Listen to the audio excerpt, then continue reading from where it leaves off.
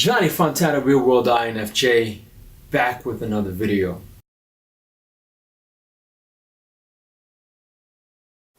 It isn't merely that your fate depends on whether or not you get your act together and to what degree you decide that you're going to live out your own genuine being. It isn't only your fate, it's the fate of everyone that you're networked with. So make sure that you have a good mixture of FI and FE in your social situations, because if you only have one FI user, everyone's going to feel the way that FI user is. And that FI user is going to feel choked with so many FE users trying to make them feel good at the same time. It's horrible. There's 9 billion, 7 billion people in the world. We're going to peak at about 9 billion, by the way, and then it'll decline rapidly. But 7 billion people in the world, and who are you? You're just one little dust mote among that 7 billion. And so it really doesn't matter what you do or don't do, but that's simply not the case. It's the wrong model, because you're at the center of a network. You're a node in a network. Of course, that's even more true now that we have social media. You'll know 1,000 people at least over the course of your life, and they'll know 1,000 people each, and that puts you one person away from 1 million and 2 persons away from 1 billion. And so that's how you're connected. And the things you do, they're like dropping a stone in a pond. The ripples move outward, and they affect things in ways that you can't fully comprehend, and it means that the things that you do and that you don't do are far more important than you think. Before we get into the meat of this video, I'd like to go ahead and say that I'm back first and foremost. I have 100 subscribers. I appreciate it, which is different than my other DJ channel, which I have quite a few more. But I think this one with the 100, it's a little bit more special to me because you guys are sort of direct versus the passive subscribers on a DJ channel where they're basically looking for playlists and they're just in tune to the technical and not the actual analysis and understanding of human dynamics, right?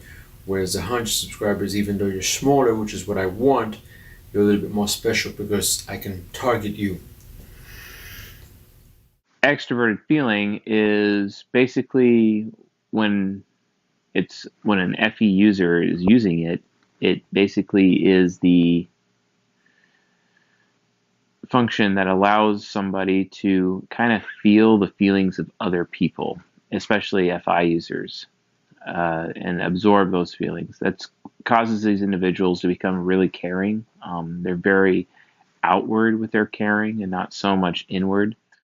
And I also want to say that I want to excuse my energy in the next couple of videos. Like I'm telling you, like I am gonna come across aggressive, crass, if you will, but it comes from a place of protection. It's like ringing the alarm. But I'm more so pointing fingers at their actions, at what these people are doing and how they're doing it and how that can be bad, okay? You see what I'm saying to you? I don't know how to explain it. Like, I'm a social justice warrior when it revolves around my particular culture. You have to understand that I am not Anglo-Western. Okay, even though I was born in America, but my family is from Haiti, and also Europe, okay, and West Africa. So, based on most of the YouTubers that you see, they have that sort of intellect. They speak properly. They can diagnose, they can chart everything through cognitive functions and the forefront and the back front and the tertiary and this, that, and third. That's not me. I come from Queens, New York. Like, I'm just a regular guy. You see what I'm saying to you? And so, even though I understand it, but that's not who I am naturally. You see what I'm saying to you? I'm the person who, I put away the books, and I'm like, let's get down. Let me see you. You need him on this podcast. That's very important. It can be a huge theme of what you can learn from people's actions. You could change lives by having Shane on the show. The reason I do a daily vlog on YouTube is don't listen to what I'm saying, watch what I'm doing. right? Like if I'm going all in on Instagram stories right now and putting out 20 pieces of content a day, that means I think it's smart, right? If I'm going on the best podcasts in the world, not this one, but the other ones, others. Yeah, others. Yeah. That means that I think it's smart. You knew that he was a big time player and had a huge success and you watched it. I'm stunned by how many people would rather read a book than watch the behavior of the people that are winning. And because of my exposures to everyone else, I can tell you that Midwestern, that person from New York City, that person who wears a shirt and tie, that person who, wears a public service outfit, I can tell you exactly how they interact. The A types versus the B types versus the leaders versus the followers in every situation. Artists, everything. So that's my gift. So I don't sit and only discuss whatever. I've been exposed to everything. So that's what we do. So the problem that I'm having is because I'm in my protective mode. So as a social justice warrior, I target my culture. So just like Billy Corgan, he defends his music, right? So that tells me as an artist or even as a human being one of two things. The cultural vein is no longer important when you don't have to do research anymore. In essence, if everything's sort of there on a Tumblr account and you can just kind of skim it, then really it's about amassing sort of a collective data. Does it make sense? Like instead of studying like a French cathedral, you can Google French cathedral and you can get a young person can absorb 500 images of French cathedral and you're like, I got it. I don't need to read the book about the French cathedral. I got what I want out of that, and I'm going to combine that Symbol Kerr idea of what I think a French cathedral is with this EDM festival over here. And so it's a lot of this kind of symbolically represented things.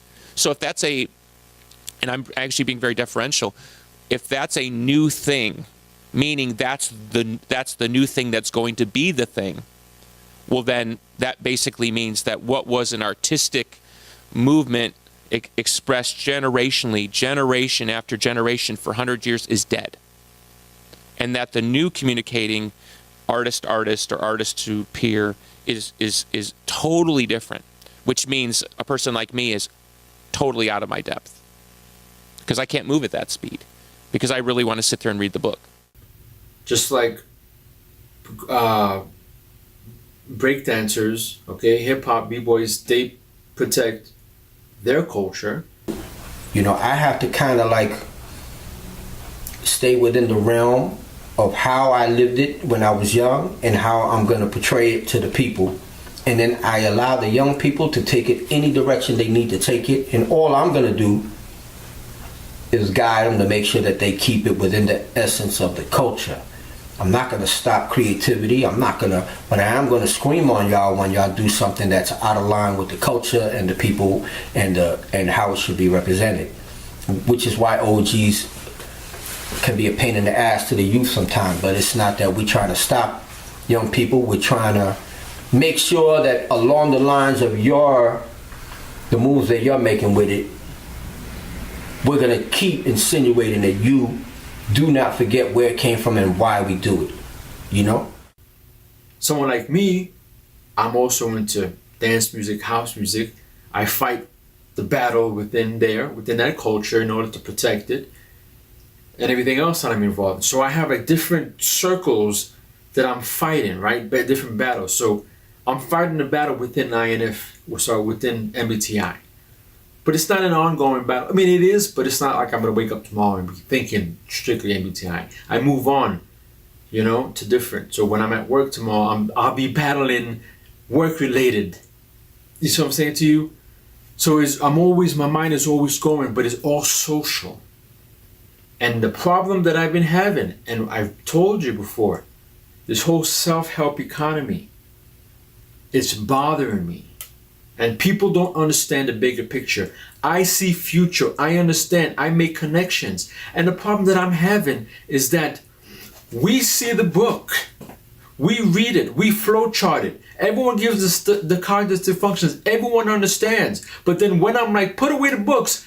This is in motion. This is what's happening. People don't want to get it. People don't want to believe me. I realized in my late 20s, early 30s that I was only good at one thing. I'm good at other things, I'm terrible at most things, but I'm insane about understanding people's behavior, about why they buy stuff and where they put their attention. It's always come intuitively to me. I just always know what people are gonna do before they do it. That's why I invested in Facebook, in Twitter, in Uber and Snapchat years before they became big. Yeah, I've made a lot of money in that part of my life. I feel like the whole world looks at it one way and I just look at it the other way. So when I see certain things and I tell you, hey, this is what's happening, it's not because of a book, it's because it's intuition. There's a problem with the self-help culture, and now YouTubers are using it in order to abuse the system. And I'm getting into my protective mode. Most people wouldn't even care about this. Most people wouldn't care. When I do my videos, I don't do it because I'm explaining to you the same thing that everyone explains. I don't sit here and explain cognitive function, and I don't do things for you to sit and say, oh, that is spot on. I totally agree with you. Because that doesn't help me. That doesn't help you. My main focus is to help people. That's why I don't care about subscribers. I don't look at comments because that's not my point. My point is not to change people's opinions. My thing is to give you my perspective from someone who identifies with the INFJ personality, and if you take it, you take it. If you don't, you don't. If you think I'm an INFP, if you think I'm an INTJ, if you think I'm an ENFJ, if you think I'm someone else, that's fine. Here's something to think about. You can go to school, you can go to university, you can go to college, you can learn about farming, but that doesn't mean you're a farmer. You can learn about something, but that doesn't mean you are it. To be a farmer, go out in the flipping field, milk a cow, plant vegetables. Just because you know something and you've read about it and you know it so well doesn't mean you are it. So I'm having a problem, especially with, not so much with the other types, but I'm having a problem, and I have a video on those, so I'm not going to go too much into that. But I'm having a problem with INFPs who are getting online, and also other INFJs as well, but not so much INFJs, but many INFPs. I'm sorry, not many INFPs, one in particular. But INFPs have a tendency of doing this. Not all, but many.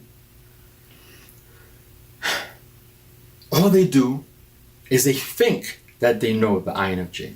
They do to a certain extent, more so than everyone else. Like, we really get each other. And that's the scary part. Because they don't understand the damage that they're doing. Because the INFP, especially this one particular one named Breezy, will get online and discuss and be like, oh yeah, my friend, he thinks, he's so predictable, but he doesn't realize that his predictability is not predictable. And they'll talk about the unhealthiness, and they'll go point by point and read about what the unhealthy INFJs are, and just spash. And then so when it comes to not giving some kind of healthy whatever, you're still reading off a chart. You're not really giving like worldwide examples. And like how I can say you, hey, this is how you diffuse a situation. This is how you do things at work. This is how you sort of mentor the people under you in order to create a balance and help them. Or if you have A-type personalities, mentor them to be a little bit more of the feelers. And as you work, you say, hey, listen, you see how I've been noticing this and I understand energy? I want you to start doing it as well, so that you can now take care of your subordinates, so that they can now respect you and not fear you, right? We don't have any of that. INFJs don't have it. So that's why I do what I do, because it's missing. Okay? George Michael was an individual. No, there will be no one like a George Michael. He took it upon themselves to do what he did. There will be another Michael. There will be no other Michael Jordan, Kobe Bryant, LeBron James, Roger Federer, Nadal. They decided that they were going to enter into their places and dominate, and be their own unique dominators. And people respect that.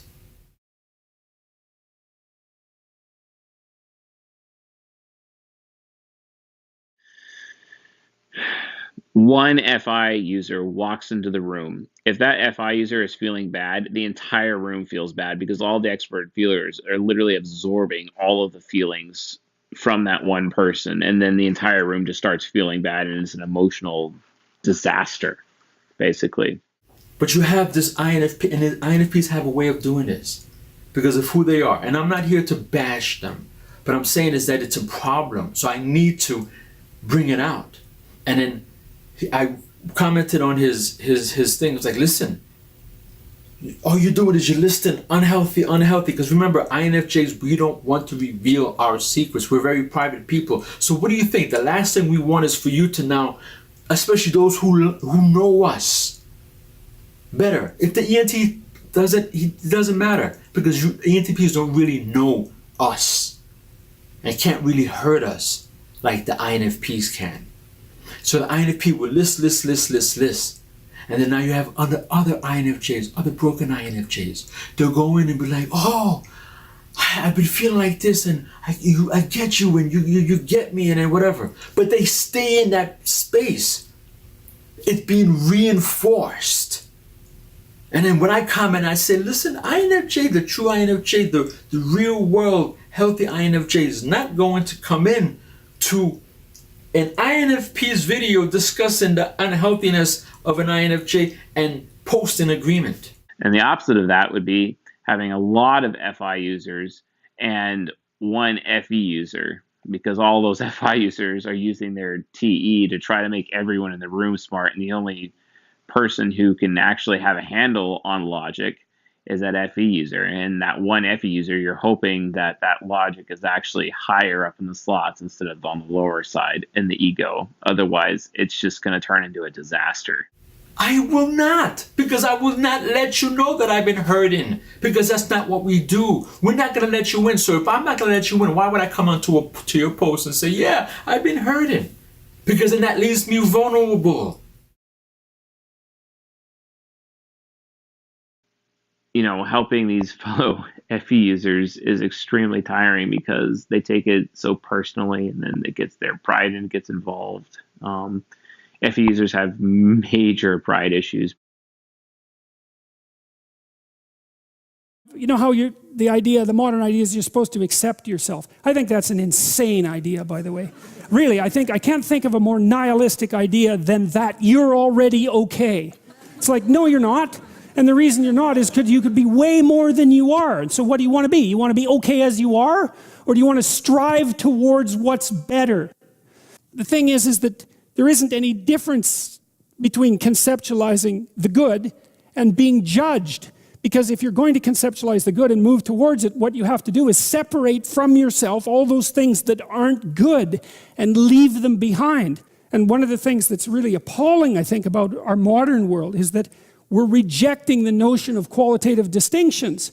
You say, well, we don't want to hurt anybody's feelings by saying that one thing is better than another. But if people are, in fact, insufficient in their present condition, which seems to be the case, I mean, try finding someone who isn't, then if you deny the possibility of qualitative distinction because you want to promote a radical egalitarianism, then you remove the possibility of redemption. Because for us to be equal would mean, as far as I can tell, that we would all be equally unredeemed and miserable. And so, especially in today's media world, because I can come in and I can now start taking you on and figuring you out.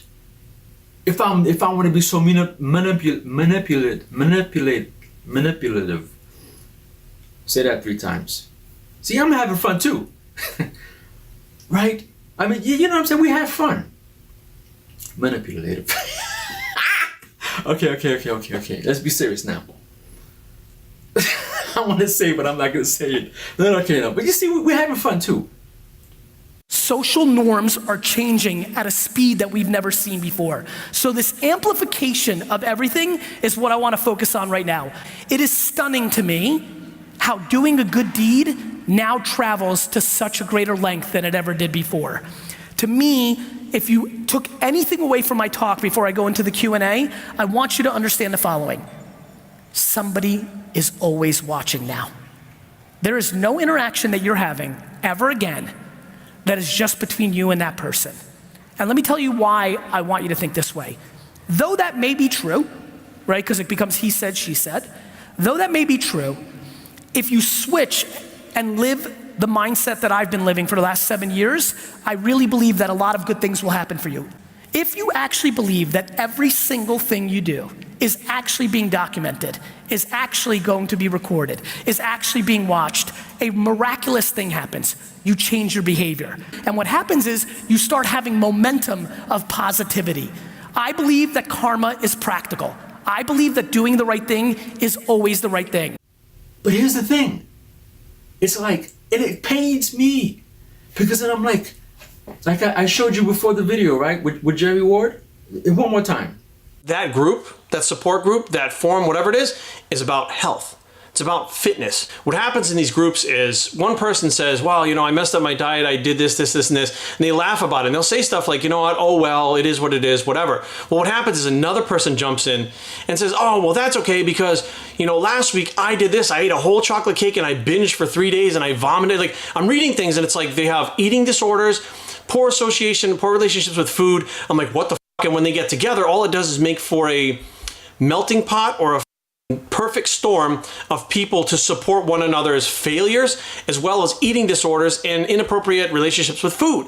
But just be aware, you may join one of these groups with all the best intentions being, look, I need support because my husband doesn't support me or my wife doesn't support me or my family doesn't think I'm doing the right thing and I'm the only one and I feel really alone. So you join this group in hopes of support, but just be painfully aware that over time, it's like chipping away at the stone. You chip away, chip away, chip away. Eventually that thing crumbles and you see what's underneath. It's the same thing with these groups. If you're in these groups and you're literally there for support, they will become negative and chipping away at you until you're like, well, fuck it. You know, they did this in the group and 10 people, 20 people, 30 people did this. So I'm going to do it. Fuck it. I'm just not going to do it as bad. It makes it okay and teaches you that failure is okay.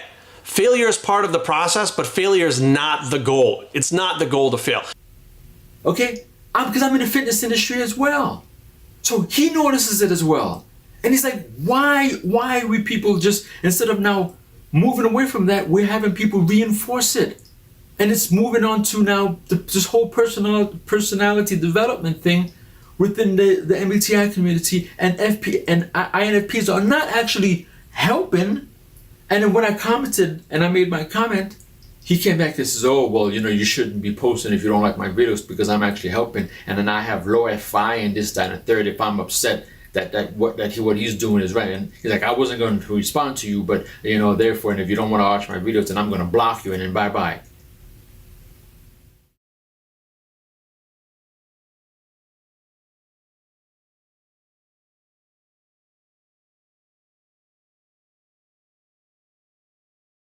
But at a macro data, health, life expectancy, how much hate and negativity actually is in the complete world versus this is the best. We have it the best. And all I see is people sitting around and dwelling around dumb shit around what they don't have instead of focusing on what they do have. Yes, it is absolutely difficult for all of us. We all have stuff. Do I believe some people have it? Do I believe a white male has it more privilege? Of course, yes, I do.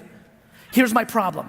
My problem is if anybody has ever done it with your circumstances, then you have nothing to talk about in the mindset that I want for you to win. If anybody has ever achieved something with 2 alcoholic parents, that's the blueprint that you can follow versus looking the other way. Life is binary.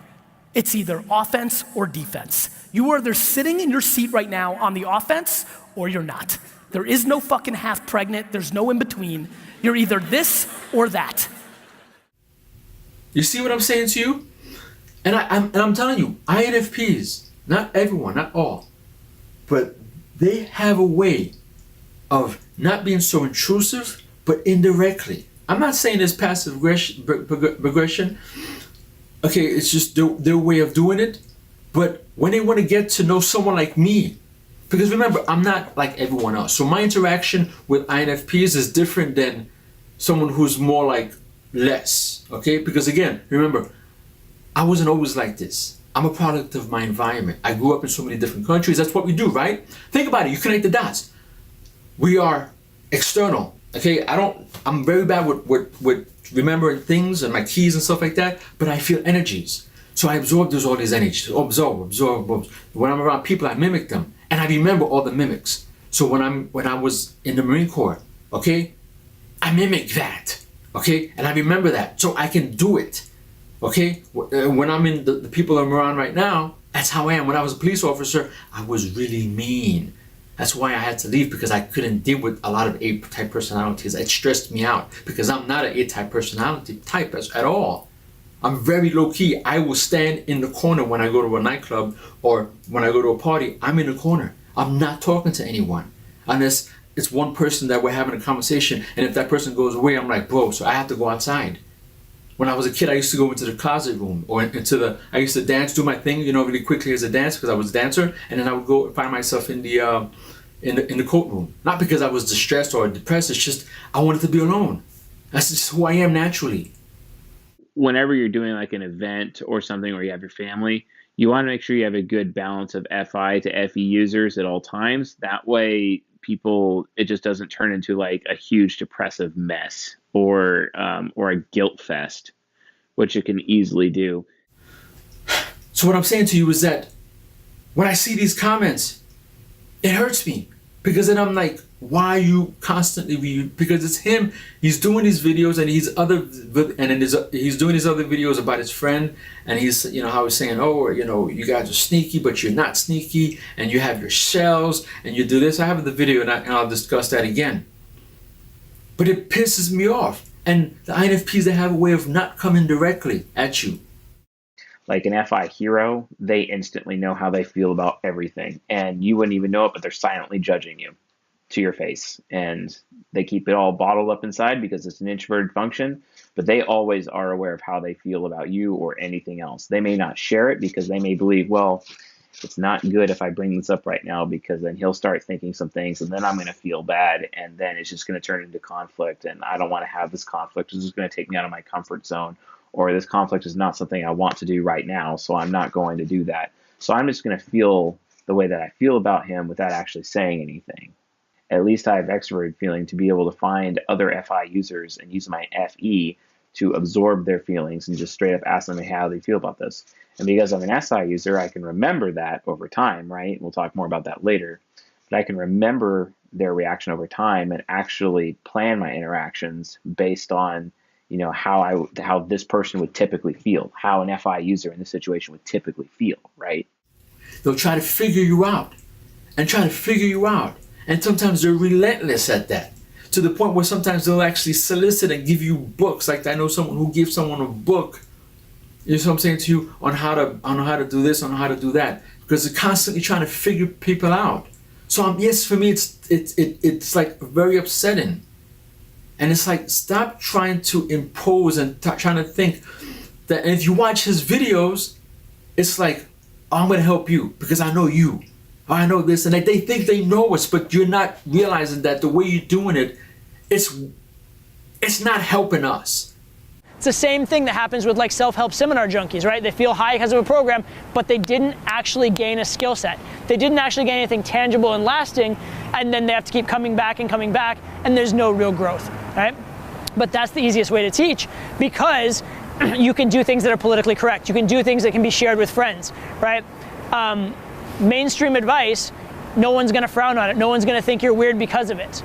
So it's safe. They've learned how to not be a beginner, but none of the material out there is teaching them anything beyond that. And in fact, the very material that's teaching them how to not be a beginner is actually opposite the material they need to learn to get to advanced. And so it's fundamentally almost impossible for them to get where they want to be. And I want you to ask yourself, are you in this to kind of like woo-woo feel good for a little bit, or are you in this to get actual results? Because if you're in it to get actual results, you need to really think about the hard soul-searching truths. You need to think about trying new things. You need to think about things that maybe aren't politically correct, and you need to think about game as a skill in and of itself rather than just watered down self-help. So ask yourself that. Do you want what feels good is politically correct, or do you want what actually works? It doesn't help the INFJ. I didn't become who I am and the strong person who I am, and who I have 10 people that I manage right now. Okay? I manage 10 people, and I've had to overcome that. It was very difficult, like you've seen in my past videos, difficult having to be on my own, whatever. But I was put through the grinder, and it made me a better person of who I am right now. And then I came back and I told you those stories, and I have more stories to tell you. That's how it is. But I don't talk to you about the negative and me being unhealthy and me being this and that, whatever. I don't do that because that's not going to help you. I am fascinated in a complicated world that we're all growing up in. It's a binary decision if you're gonna be positive or negative about shit. I'm fascinated that when you're addicted to kindness and optimism and positivity, when you bet on optimism, when you're on the offense, when you were playing towards intangibles, you do something super duper interesting. You start suffocating excuses. If you asked me what the number one thing is that I'm thankful for that my parents gave me, if you asked me the number one thing I wake up every morning and thank that my parents did, is I never saw either one of them complain about jack shit. And it basically created learned behavior for me. I am incapable of actually complaining about shit. And that has become the foundation of my success. So much sense. People grossly underestimate the impact of the 3 to 4 people around them. The amount of, again, I love talking to the listeners when I do podcasts. You're sitting there. If you want shit to change, one of the quickest ways to do it is to change the people you're hanging out with. Now, this is a rogue statement. These are boys from around the way. These are people you grew up with. I'm not talking about if you're good, if you're content. I'm talking about if you're miserable. If you're super upset, I think it's a really smart, practical strategy to take a good audit of your 5 or 6 people that are around you. Because my big thing is complaining. I just believe in this shit. I think there's only 2 groups of people that listen to people complain. One, the people that have to. Your mother. Psychiatrist. Well, yes, that as well. But like your mom, right? You're like your dad, your brother. And then group number 2, your other loser friends. Like when you're like, oh, the system's fucked. They're like, yeah, the system's fucked. And it's over.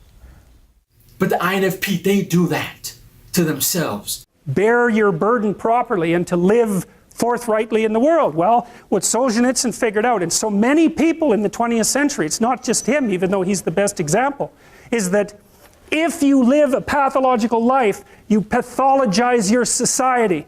And if enough people do that, then it's hell. Really, really. And you can read the Gulag Archipelago if you have the fortitude to do that, and you'll see exactly what hell is like. And then you can decide if that's a place you'd like to visit, or even more importantly, if it's a place you'd like to visit and take all your family and friends. Because that's what happened in the 20th century. But the INFP, they do that to themselves. So then they think by doing that to us, because since they're so close with us, that it's going to help us. It's not going to help us. And I'd never thought about it like this before, but as you were talking just now, I thought, God, is his secret power that he doesn't judge himself? Do you feel like you judge yourself? I don't. That's a very, very, very good observation, and it's what I want for everybody else. We're beating ourselves up. Like, everybody sucks at something, right? Like, we all have shortcomings, and we all have strengths. And for me, it's like, why don't we just audit that? Like, why don't we just look at it that way and be like, all right, well, I'm good at this, but I'm not good at that. Like, and then I only focus what I'm good at. I also think it's awesome that I'm so emotionally stable and I'm the emotional backbone of everybody. Is that what a dude's supposed to do? Like these cliches, these stereotypes, they're so silly. You're exactly right, man. I don't judge myself. I'm fully in love with myself. But I'm also fully in love with everybody else too, right? It's not like it goes both ways. Like, I tell people to buy into me, that work for me, it's because I buy into them first. So when I see people being destroyed by this internet, it pisses me off and it makes me upset.